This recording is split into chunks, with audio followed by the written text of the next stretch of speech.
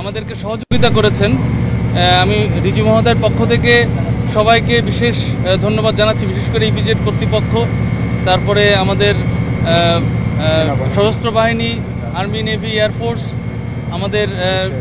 আমাদের অন্যান্য paramilitary force যারা আছেন, পুলিশ, আনসার, বিজিবি, অন্যরা অনেকেই আছেন। তো সবাইকে আমরা বিশেষভাবে ধন্যবাদ জানাচ্ছি, কারণ আপনারা আমাদের সাথে ছিলেন। আমরা একটা টিম হিসাবে এই 17 ঘন্টা কাজ করেছি, আরও সামনে করব, কারণ এটা আমাদের একটা বড় একটা টাস্কিং ছিল যে আমরা এটাকে কত দ্রুত নিয়ন্ত্রণ করতে পারি। এখন একটু বলবো যে আমাদের এই এদাম ক্যাপস অ্যান্ড টেক্সটাইল মিলসের যেই সমস্যাটা ছিল, কেন এত দেরি হয়েছে। আর একটা কথা বলতে চাই যে এখানে একটা আপনারা জেনে থাকবেন যে আল্লাহর রহমতে কোনো ধরনের কোনো ক্যাজুয়ালিটি হয়নি। এটা একটা আমি বিশেষভাবে ধন্যবাদ দেব আমাদের ইপিজেড কর্তৃপক্ষকে। ওনারা টাইমলি এখানকার যে মানে আর্মি, পুলিশ, ওনাদেরকে এমন একটা দ্রুত এই বিল্ডিং থেকে সবাইকে ইভাকুয়েট করার জন্য মানে সাহায্য করেছেন। এই জন্য আমি বিশেষ করে এই দুইটা বাহিনীকে আমি বিশেষভাবে ধন্যবাদ দিতে চাই।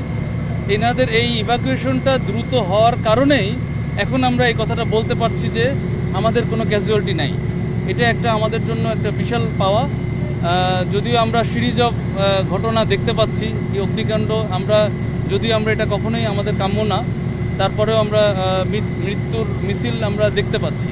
তবে এই ঘটনার এই এডাম ক্যাপস অ্যান্ড টেক্সটাইলে আমাদের কোনো মৃত্যু অথবা কোনো ক্যাজুয়ালিটির কোনো ঘটনা নেই। আমরা সোফার আমাদের কাছ থেকে কেউ বলে নাই এবং আমরা পাইও নাই। আর এই বিল্ডিংটা সম্পর্কে একটু বলবো কেন এত সময় লেগেছে। এখানে আপনারা দেখে থাকবেন যে বিল্ডিংটা একটা মিশ্র অকুপেন্সি বিল্ডিং, মানে অকুপেন্ট লোডটা মিশ্র ছিল। যেমন প্রথম 3 তলা এটা ছিল এদাম ক্যাপস অ্যান্ড ক্যাপসের এই 3টা ফ্লোর। পাতের জন্য আমাদের তদন্ত কমিটি অলরেডি করা হয়েছে। এই তদন্ত শেষ না হওয়া পর্যন্ত আমরা বলতে পারছি না।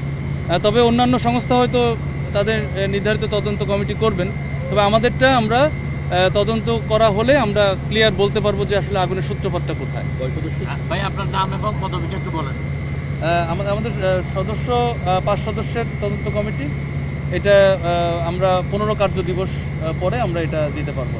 এই ভবনটিতে আসলে ছিল কিনা বা অন্যান্য মানে পুরো এলাকাতে আমি যতটুকু জানতে পেরেছি এই ভবনে ওনারা অ্যাপ্লাই করেছেন এইটুকু জানতে পেরেছি। বাট পরবর্তী কার্যক্রমগুলো করা হয়নি।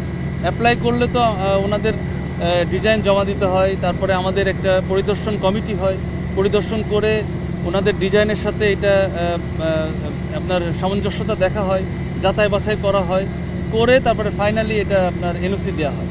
আর এনওসি মানে সব না, কার্যকারিতার সনদ হচ্ছে সব। মানে এনওসির পরে ওনাদেরকে সময় দেওয়া হয় এই সেফটিটা ইনশিওর করে এই কার্যকারিতার সনদ পেতে হয়।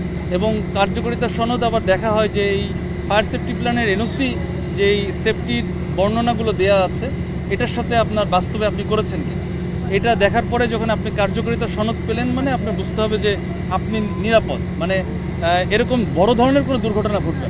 তো সেই অংশ থেকে এটা হয়তো আবেদন করেছে, কিন্তু বাদবাকিটা হয়তো মানে সম্পূর্ণ হয়।